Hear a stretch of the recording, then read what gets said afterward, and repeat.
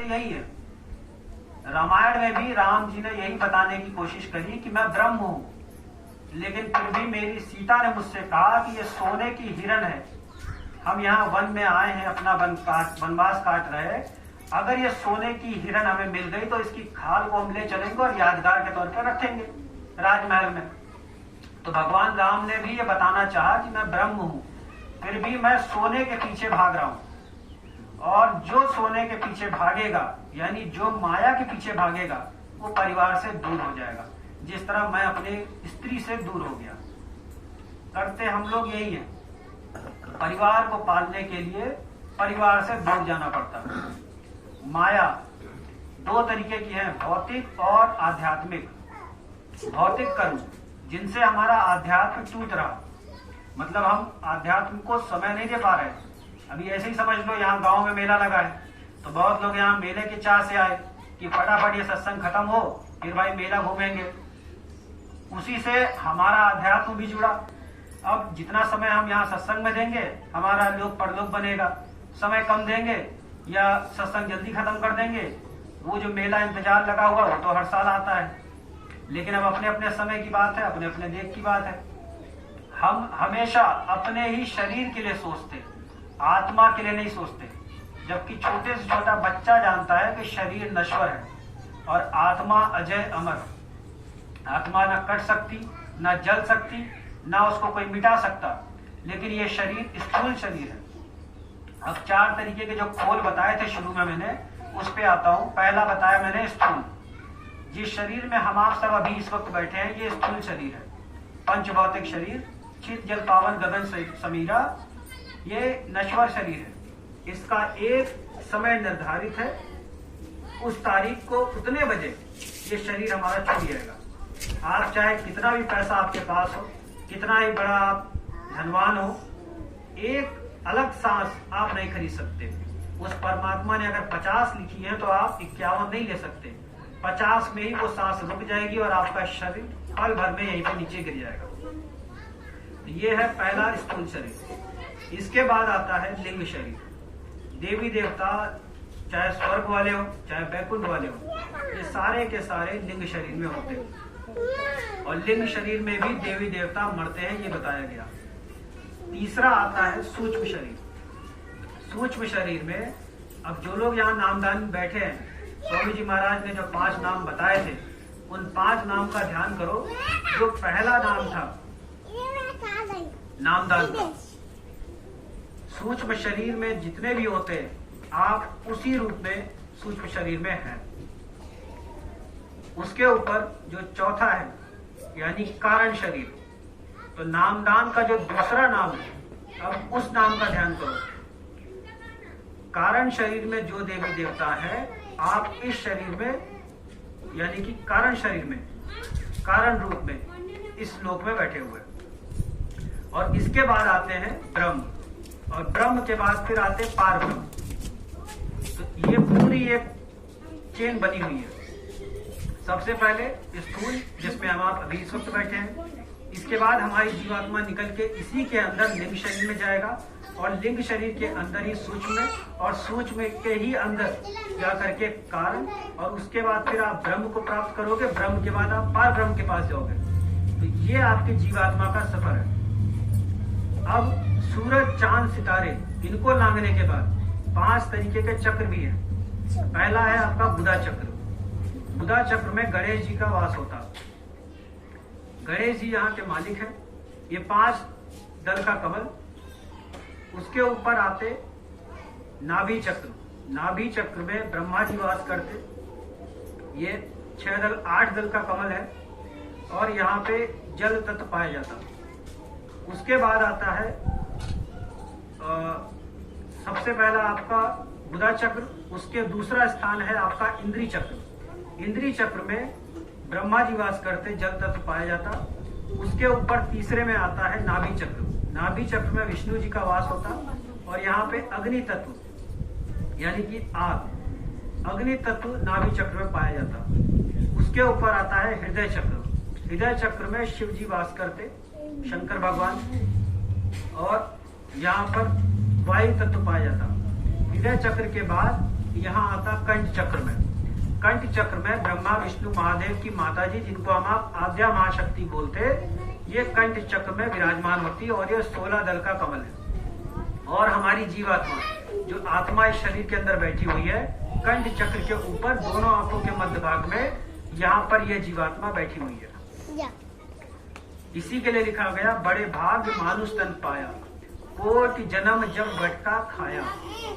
ये 4 खान 84 लाख योनियों को भोग, इनका कर्मों का जो भोग है, उस भोग को भोगने के बाद जब आपकी ये जीवात्मा इन सबको लांघने के बाद आगे आती, तब जाकर के आपकी ये आत्मा उस परमात्मा से मिल सकती है।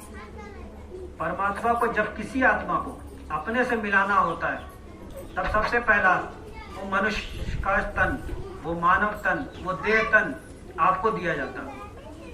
क्योंकि आप पक्षी की योनि में अगर गए तो उस परमात्मा को कभी नहीं प्राप्त कर सकते। कुत्ता, बैल, गधा, इन योनियों में अगर आप चले गए, उस परमात्मा को प्राप्त करने का रास्ता उस योनि में नहीं है। उस परमात्मा को प्राप्त करने का रास्ता केवल और केवल मनुष्य तन द्वारा ही है। और वो भी वो मनुष्य जो जीवित है। जो मनुष्य मर चुका, जो मुर्दा हो गया, मुर्दा इंसान कभी उस परमात्मा को नहीं पा सकता। जीते जी ही आप उस प्रभु को पा सकते हो। मीराबाई ने लिखा, खोजत फिरू भेद व घर को कोई न करत बखान। मीराबाई जब शादी हुई तो उन्होंने ये भेद लिखा कि खोजत फिरू, मतलब मैं उस धाम को, उस गुरु को खोज रही हूँ, लेकिन उस निज धाम के बारे में वर्णन कोई कर ही नहीं रहा, कोई हमें बता ही नहीं रहा कि हम उस लोक में जाएंगे तो जाएंगे कैसे। मीराबाई जाति की छत्राणी, महारानियों की भी महारानी। उनके गुरु का नाम संत रविदास जी। संत रविदास जी जब उनको मिले तब उन्होंने उनको नाम की दौलत दी और उन्होंने आगे लिखा कि पायो जी मैं तो नाम रतन धन पायो, वस्तु अमूलक दी मेरे सतगुरु कृपा करो। ये सतगुरु जब उनको मिले तब उनको नाम की वो दौलत दी गई। स्वामी जी महाराज बताते थे कि ये कलयुग है और ये कलयुग में केवल नाम का ही धार रहेगा। नाम तो है सतगुरु अधीना, सतगुरु बिन कोई नाम न चीन्हा। आप त्रेता में आ जाओ, त्रेता में एक नाम था जय श्री राम का। द्वापर में आए तो जय श्री कृष्ण हो गया। तो हर एक युग में एक नाम की महिमा होती। और स्वामी जी महाराज बताते थे कि कलयुग में ये जय गुरुदेव नाम, ये हमने जहाज इसका लगा दिया और जो जीव इस जहाज पे बैठेगा और भजन ध्यान सुमरन मेरे बताए विधि पे करेगा समय से, तो उसकी जीवात्मा की संभाल वो हमारी गारंटी। नाम रूपी जीव कभी भी नरकों में नहीं जाता। 84 में चला जाए भले, लेकिन वो चक्कर काट के दोबारा उसको मनुष्य तन मिल जाएगा। ये स्वामी जी महाराज जी हम अपनी तरफ से कुछ नहीं बता रहे, जो आपके धर्म पुस्तकों में लिखा। जिंदा आदमी ही उस प्रभु को पा सकता। कबीर साहब, जितने भी साधु संत महात्मा हुए, कबीर साहब, जगजीवन साहब, भीखा साहब, इन सब ने अपने अपने युग में एक नाम को जगाया, उस नाम का प्रचार किया और जितने ही जीवात्माओं को सत्संग वचन बताए, उन्होंने नामदान अपने अपने समय में आकर के नामदान दिया। सबसे पहले कबीर साहब आए। कबीर साहब ने चंद लोगों को ही नामदान दिया था। आज उनके नामदानी में से अगर ढूंढा जाए तो एक भी यहाँ पे नहीं है। स्वामी जी महाराज ने मैदान में माइक से पोस्टर वगैरह लगा करके जितने लोग जो बैठ गए, किसी से नहीं पूछा भाई तुम कैसे बुरे कर्म करके बैठ के यहाँ आके नामदान ले रहे हो, तुम्हें आदेश नहीं है, तुम उठ के यहाँ से चले जाओ। उस दरबार में किसी को नहीं भगाया गया। ये साधु संत महात्माओं का दरबार है। अब आप ये भी समझ लो, जो लंगोट पहन रहा है, जो कंठमाला पहन रहा, वो साधु संत नहीं है। ऋषि, मुनि, योगी, महात्मा, साधु, संत, ये सब अलग अलग है। मुनि का सबसे पहले बताता हूं, मुनि का भेद। जो लोग अपने शास्त्रों के बारे में पूर्ण रूप से ज्ञान रखते हैं, वो मुनि होते हैं। उसके बाद योगी, जो तपस्या करते, जो सो भी रहे हो तो भी जाग रहे होते हैं। मतलब अगर कोई योगी सो भी रहा है तो वो अपने नाम के जप में इतना लीन है, आप अगर कोई छोटी मोटी हरकत करोगे तो तुरंत उनकी आंख खुल जाएगी। जिस प्रकार अब उदाहरण के रूप में मैं बोल रहा हूं, जैसे कुत्ता अपनी नींद को जब पूरा करता है, आप थोड़ी सी हरकत करोगे वो उसकी पल भर में उसकी आंख खुल जाती है, हरकत में आ जाता है।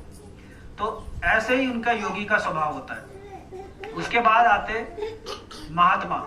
महात्मा वो होते जैसे हनुमान जी हुए, हनुमान जी को महात्मा कहा जाता। हनुमान जी ने जय श्री राम ये नाम का जाप, हर वक्त वो अपने इस नाम के जाप में लीन रहते। तो एक नाम के जाप में हर वक्त साधना जो करे वो महात्मा कहलाते। उसके बाद आते ऋषि। ऋषि होते हैं 4 तरीके के। सबसे पहले महान ऋषि, वो ऋषि जो नाम का जाप साधना कर करके महान हो जाते। उसके बाद देव ऋषि। देव ऋषि वो जब कोई देवी देवता पूर्ण रूप से जब उसको ज्ञान हो जाता, वो देव यानी देवता के समान हो जाता, उसको बोलते देव ऋषि। आप सब लोग जानते होंगे नारद मुनि साहब को। नारद मुनि जो नारायण नारायण करते हैं वो देव ऋषि कहलाए, सबसे पहले देव ऋषि। उसके बाद राज ऋषि।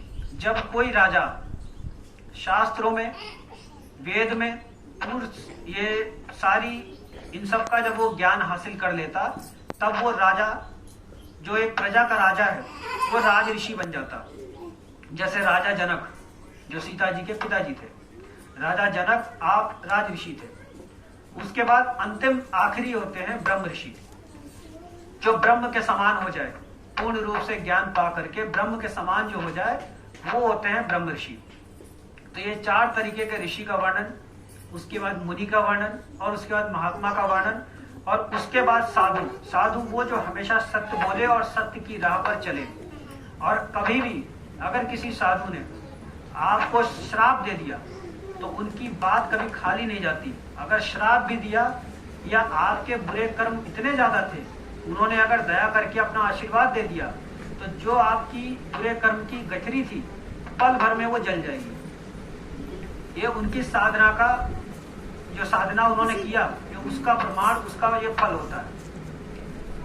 आखिर में आते हैं संत।